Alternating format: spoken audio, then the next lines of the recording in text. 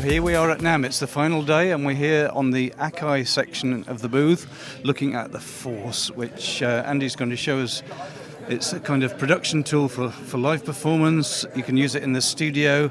You can use it as a controller. It does everything, and apparently it's built on the back of the MPC, but it's so far removed from it that it would need a sat-nav to find its way back. Is that correct?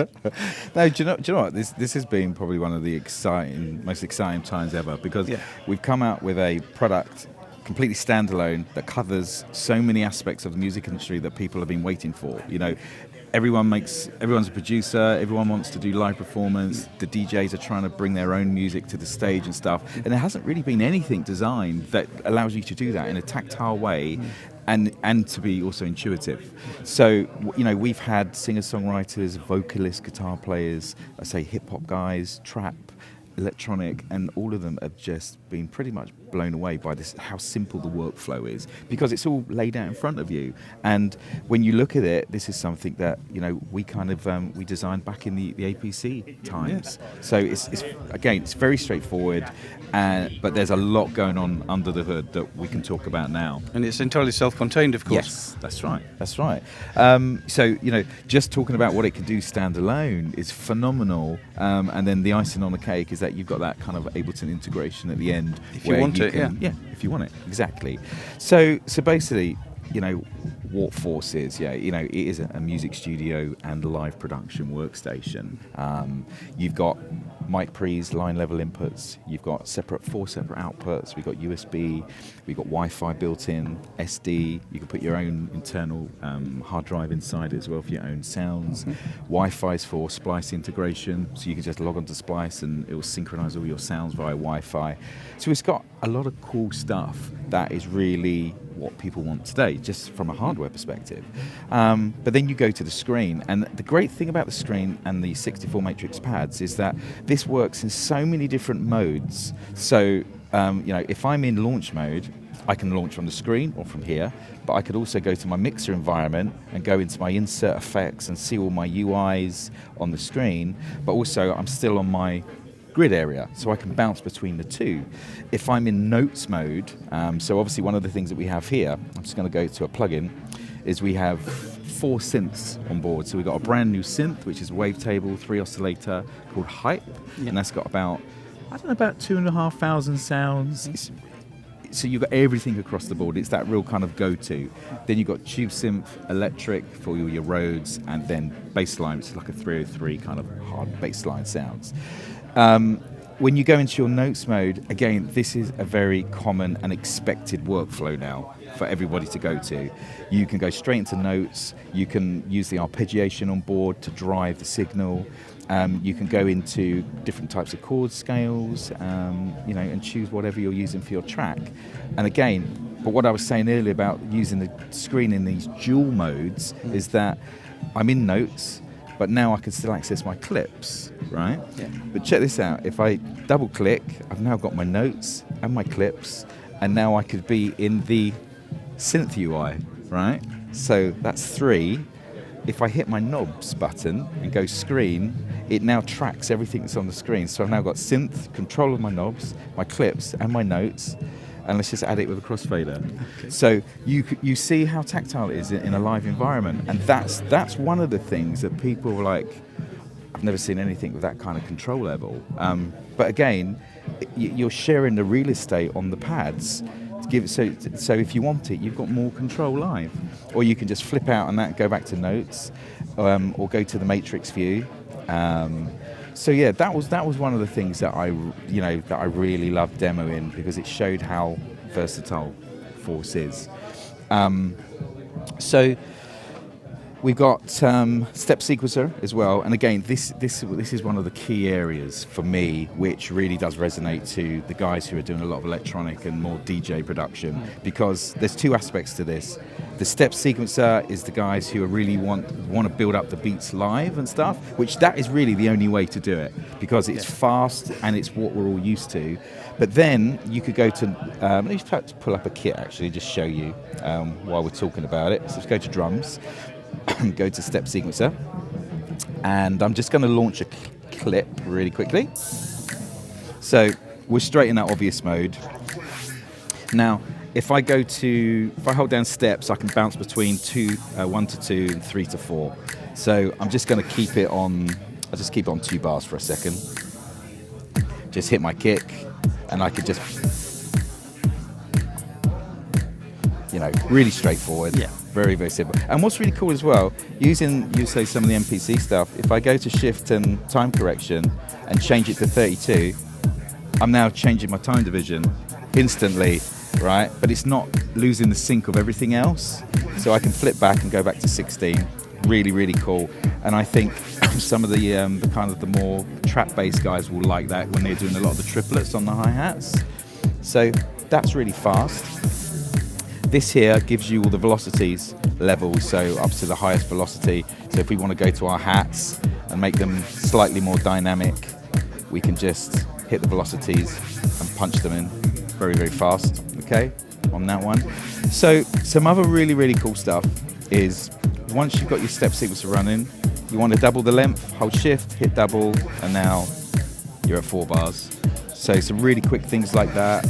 Quick things, quantize, let's say clear automation, time correction, octave up and down. And again, if you're in notes mode and you've got your bass line running, it's really cool just to be jumping between octaves if you want to do that.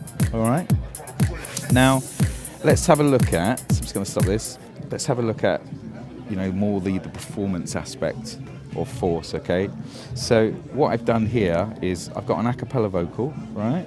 Now, the great thing about the a cappella vocal is that when I load it up as a file, which is here, this is the full a cappella, I can copy it just by, I'm going to do this, then I'll undo it, otherwise it will mess up what I've done, right? So I just do hit it, copy, right? So I can copy my files wherever I want. Let me just undo that.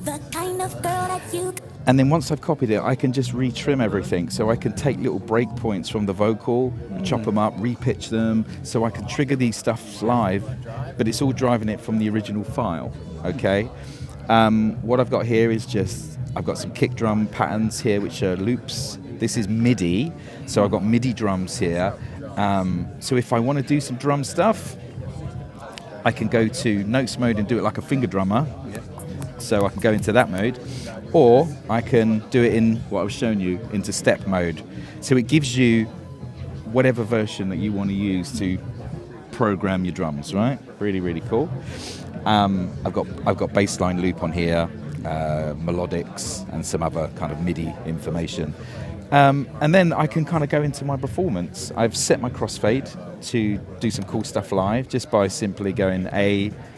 So anything that I make yellow will be on the left, anything that's red will go on the right. Yeah. Again, straightforward. And then on the OLEDs, right, so the 8 control knobs that we have here, if I go into this mode and hold knob down, it gives me loads of like quick go-tos. So I have, if I want the volumes, I got the volumes and all the tracks. Screen is where it's always following you on the screen of what's going on, like I showed you on the synth. So you get all the key parameters. But if I go to project, this is so cool because this is where you can set up your live environment. And we had some DJs come through yesterday, so we set up kill switches. So, and the reason why I can do that, and I'll jump ahead a little bit, if I go to the mixer environment, and I'm just going to show you this real quick. You've got all these super cool coloured metering on the screen, which obviously correspond to the tracks, okay? Now, inside this, if we go to I/O, we can then go into all of our UIs for the plugins, okay? Now, what I do, you can use the screen mode and see all of the parameters up on here, but if you go to master, right, master effects, and you set up key parameters that you want to affect the whole mix with on the master, I then go into my project mode, which is where I assign these like kill switches. So as a DJ would, I can kill the low end or the mids. I've got low pass and resonance on the whole mix as well, and then some key reverb effects that I might want to use on maybe the vocal tracks. So just by turning those knobs, it gives me a lot more control live. And you bring that in with crossfade, you're literally doing hardly anything, right, in a live environment. So when you're bringing in all your own stems and everything and doing some pre-programmed stuff, you can take things to a new level, or you can actually program live as well. But because you've got all the different workflows that allow you to do that.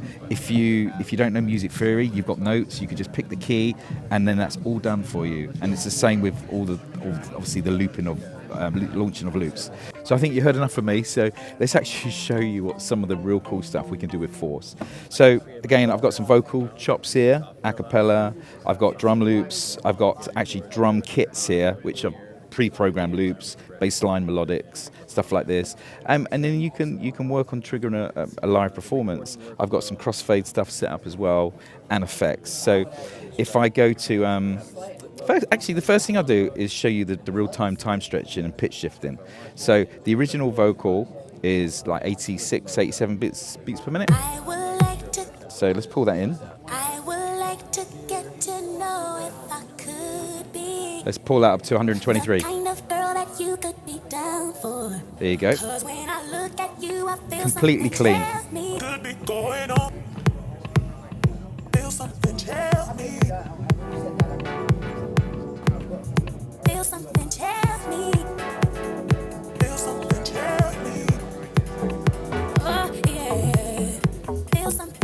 Now these are on quantize as well.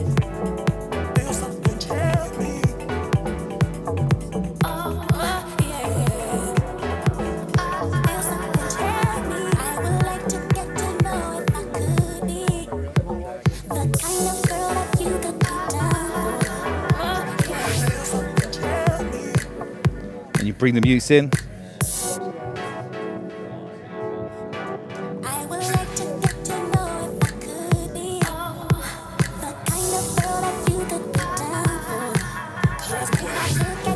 Bassline back in. Get my levels.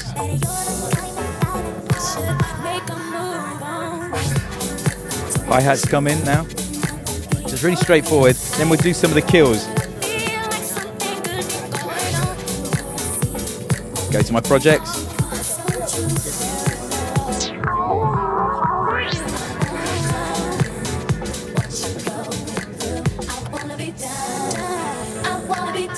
Bring some more drums.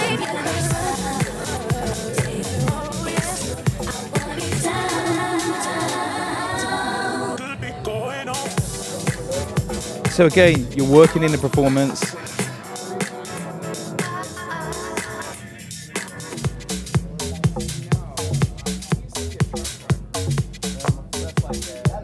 Now, my drums on here as well. Let's go into the step sequencer. So notes mode, step, select. So now we're running here. And I can go into my matrix and you'll see now we're running. So I can start adding my notes in, all live. Or we can go to one of the synths and start adding a bass line. So you can see how versatile Force is, using it in all different types of music production scenarios.